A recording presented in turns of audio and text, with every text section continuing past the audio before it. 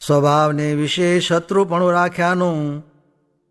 સ્વામિનારાયણ હરે સંવત 1878 ભાદરવા સુધી બીજને દિવસ સ્વામી શ્રી સહજાનંદજી મહારાજ શ્રી ગરડા મધ્યે દાદા ખાચરના દરબારમાં શ્રી વાસુદેવ નારાયણના મંદિરની ઓસરીએ ચાકડો નખાવીને વિરાજમાન હતા અને સર્વ શ્વેત વસ્ત્ર ધારણ કર્યા હતા અને પોતાના મુખારવિંદની આગળ મુનિ તથા દેશ દેશના હરિભક્તની સભા ભરાઈને બેઠી હતી. પછી શ્રીજી મહારાજે સર્વે પરમહંસને પ્રશ્ન પૂછ્યો છે.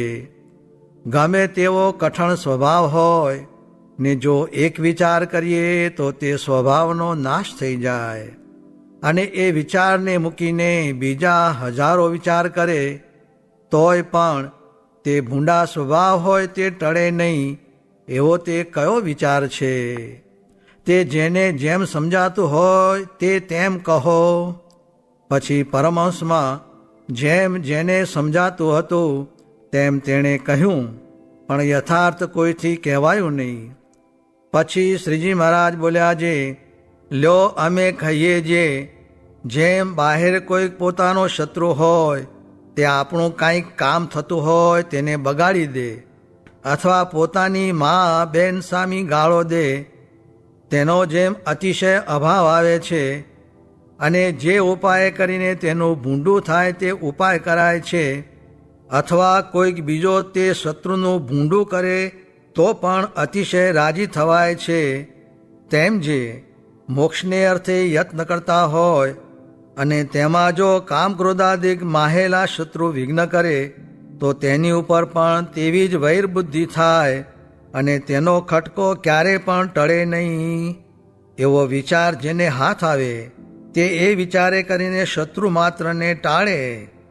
અને જ્યારે કોઈક સંત એ કામાદિક શત્રુની નિંદા કરે તથા શત્રુને ખોદે તેમાં જેને મોરે કયો એવો વિચાર હોય તેને તે સાધુનો અભાવ આવે નહીં. સામો તે સાધુનો અતિશય ગુણ લે અને એમ જાણે છે આ સાધુ મારા શત્રુને માર્યાનો ઉપાય કરે છે માટે મારા પરમ હેતુ છે. આવી જાતનો વિચાર જેના હૃદયને વિશે પ્રાપ્ત થયો હોય તે શત્રુ માત્રનો નાશ કરી નાખે અને કોઈ ભૂંડો સ્વભાવ તેના હૃદયને વિશે રહી શકે નહીં અને એ વિના બીજા ગમે તેટલી જાતના વિચાર કરે પણ કામાદિક સ્વભાવરૂપી શત્રુ નાશ પામે નહીં. માટે એ સ્વભાવ ઉપર જે શત્રુપણું રાખવું એ જ સર્વ વિચારમાં શ્રેષ્ઠ વિચાર છે. પછી શ્રીજી મહારાજે વળી પ્રશ્ન કર્યો છે, ધર્મ, વૈરાગ્ય, આત્મજ્ઞાન અને મહાત્મ્ય સહિત પરમેશ્વરની ભક્તિ એ ચાર વાનામાંથી કોઈ કાળે પડે નહીં એવો જે હોય તેને શે લક્ષણે કરીને ઓળખવો. પછી સર્વે સંતે જેને જેવું સમજાણું તેણે તેવું કહ્યું પણ તે કોઈથી યથાર્થ કહેવાયું નહીં. પછી શ્રીજી મહારાજ બોલ્યા છે, જેનો બાળકપણાથી જ એવો સ્વભાવ હોય જે કોઈની છાયામાં તો દબાય જ નહીં અને એ જ્યાં બેઠો હોય ત્યાં કોઈએ હાંસી મશ્કરી થાય નહીં અને તેને કોઈએ હળવું વેણ પણ કહેવાય નહીં, એવા જેના લક્ષણ હોય તે કોઈ દિવસ ધર્મ, વૈરાગ્ય, જ્ઞાન અને ભગવાનની ભક્તિ તેમાંથી પડે જ નહીં. અને તેનો માનીના જેવો સ્વભાવ હોય તો પણ તેને કલ્યાણનો ખપ હોય માટે તે સત્સંગમાંથી કોઈ પ્રકારે જાય નહીં. ઇતિ વચનામૃતમ. એ રીતે ગરડા મધ્ય પ્રકરણનું 15મું વચનામૃત જે તે થયું.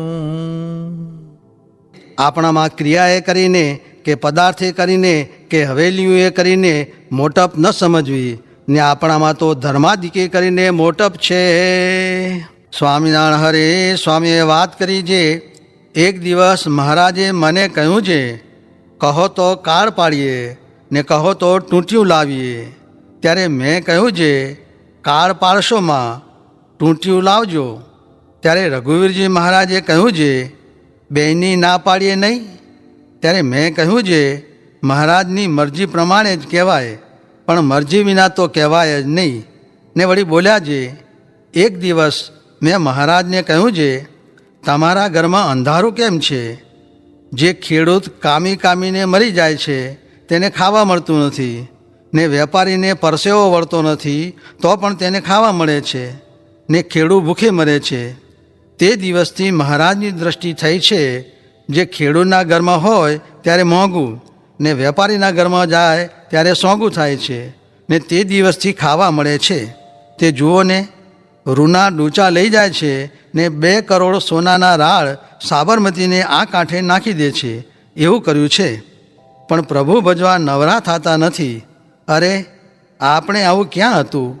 ને હજી રાત્રિ પ્રલય સુધી થશે. પણ રઘુવીરજી મહારાજે 4 મહિના સાધુને રાખીને કથા કરાવી ને વાતું જ કરાવ્યું, એમ કોઈ કરશે નહીં અને કરાવશે પણ નહીં. એવો માયાનો મોહ છે. એમ કહીને વળી બોલ્યા જે, અમે સાધુને રાખીને મહિના સુધી વાતું ને પ્રશ્ન ઉત્તર કરાવ્યા, પણ કેટલાકને તો ગમ જ નહીં. સ્વામી શું કહે છે અને શું થાય છે, ને આપણે તો સોંપો જ પડતો નથી. એમ કહીને બોલ્યા જે, ક્યાં બાળપણાની રમત, ક્યાં પામવો સિદ્ધુનો મત, એ વાતની ખબર જ નથી. જે શું કરવા આવ્યા છીએ ને શું થાય છે. એટલી વાત કરીને ડાબે પડખે પડખાભર થયા ને સર્વે કીર્તન ગાવા લાગ્યા. સ્વામિનારાયણ હરે. સ્વામીએ વાત કરી છે, ગામ રોયશાળામાં વાત કરી છે, ભગવાનનું મહાત્મ્ય હોય ને સાધુનો સંગ હોય તો વિષયમાં લેવાય નહીં, ને તેને ઓળંગી તો જાય, પણ સાંખ્ય કરીને નિષેધ કર્યા વિના મૂળમાંથી નાશ પામે નહીં. સ્વામિનારાયણ હરે. સ્વામીએ વાત કરી છે, રાત્રે વાત કરી છે, ગોપાળ સ્વામી બહુ વાતો કરતા, તેથી મારે હેત હતું. સ્વામિનારાયણ હરે. સ્વામીએ વાત કરી છે, શુદ્ધ થવાને તપ ને અનુવૃત્તિ 2 સાધન છે. તેમાં અનુવૃત્તિ છે તે અધિક છે, તે કરતાં આત્માને પરમાત્મા 2 જ રાખવા છે. સ્વામિનારાયણ હરે. સ્વામીએ વાત કરી છે, મહારાજે કીડિયારાના રોગનું પણ કહ્યું છે, માટે તેનો ત્યાગ કરીને વિવેક 10મો નિધિ કહ્યો છે, તેનું ગ્રહણ કરશો તો સુખ થશે. અહો, જીવમાં અજ્ઞાનનો પાર નથી. કારખાનામાં, રાજામાં ને પધરામણીમાં મંડ્યા છે, તે શું શું કહીએ. ઓલ્યા જગતની પેઠે સાંજે કથાના 2 વચનામત માંડ માંડ વંચાવે ને વળી પાછું તેનું તે. પણ તેણે કરીને ભગવાન રાજી ન થાય, માટે વિચારીને વર્તવું. સ્વામિનારાયણ હરે. સ્વામીએ વાત કરી છે, અને આ તો શ્રેયાંશી બહુ વિજ્ઞાની અને લોકમાં પણ કહે છે જે, સારા કામમાં 100 વિઘન. તે કાં તો ભક્તિ રૂપે માયાને પ્રેરે ને એકાંતમાં ધ્યાન કરાવે, એમ કરતે કરતે પાડી નાખે છે. તે માટે વિચારવું, અને જીવમાં ખોટ શું શું કહેવાય એમ મમત્વ બંધાય છે. હરે. સ્વામીએ વાત કરી છે, મોલનું બળ ત્યાં લગી જ્યાં લગી નથી ખવાણો ખડજમાં, તેમ હરિજનનું બળ ત્યાં લગી જ્યાં લગી નથી આવ્યો વિમુખની વળજમાં. એમ બોલ્યા ને દેશકાળે વિચારજો, આ લોકમાં પોતાનું સુધારતા કોઈને આવડતું નથી, ને જો કાળ પડે તો માણસ માણસને ને છોકરાને કરડી ખાય. તે 69માં નજરે દીઠા.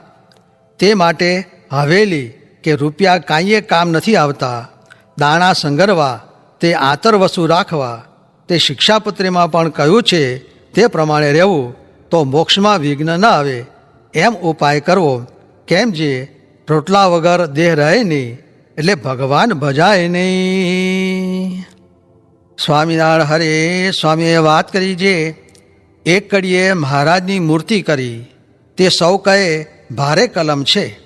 ત્યારે સ્વામી કહે, હા, એ તો બહુ સારું, પણ મેં તો બધુંએ જોયું, તેમાં નિષ્કામીપણાની કલમ સૌથી ભારે જણાણી.